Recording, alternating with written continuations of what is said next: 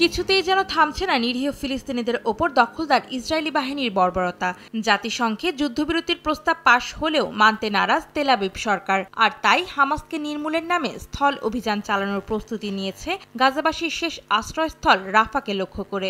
শনিবার রাফা শহরের উত্তর পূর্ব দিকে আবারও বিমান হামলা চালিয়েছে নেতানিয়াহু বাহিনী। এতে মারা গেছেন বেশ কয়েকজন ফিলিস্তিনি, আহত হয়েছেন অনেকে। অন্যদিকে অধিকৃত পশ্চিম তীরে আবাসিক এলাকায় ফিলিস্তিনি কৃষকদের ওপর হামলা চালিয়েছে তেল আবিব সেনারা। ধ্বংস হয়ে গেছে বেশ কয়েকটি ঘরবাড়ি ও অস্থায়ী তাঁবু। এ কারণে ওই স্থান থেকে সরে যেতে বাধ্য হন কৃষকেরা।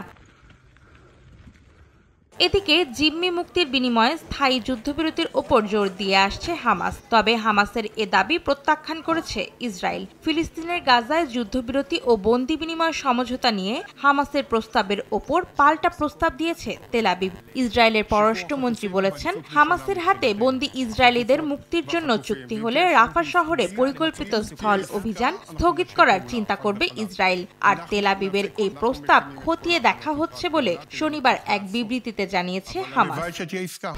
1, 2, 3 ঢাকায় জমি জিতে নিন 100% ক্যাশব্যাক সহ 20 কোটি টাকার পুরস্কার। অন্যদিকে লেবাননের দক্ষিণাঞ্চলীয় শহর স্রেবাইনে একটি বাড়ি লক্ষ্য করে হামলা চালিয়েছে ইসরায়েল। এতে বেশ কয়েকজন আহত হয়েছেন।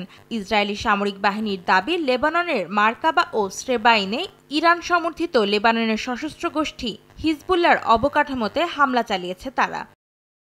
এদিকে হোয়াইট হাউস করেসপন্ডেন্ট অ্যাসোসিয়েশনের নৈশভোজ বয়কট করেছে অন্তত 24 ফিলিস্তিনি সাংবাদিক। তারা তাদের মার্কিন সহকর্মীদের সঙ্গে নৈশভোজে যোগ না দেওয়ার জন্য প্রেসিডেন্ট বাইডেনকে উদ্দেশ্য করে একটি খোলা চিঠিও লেখেন। সেখানে তারা ইসরায়েলি বাহিনীর হাতে প্রায় 100 সাংবাদিক নিহতের জন্য বাইডেন প্রশাসনকে দায়ী করেছেন।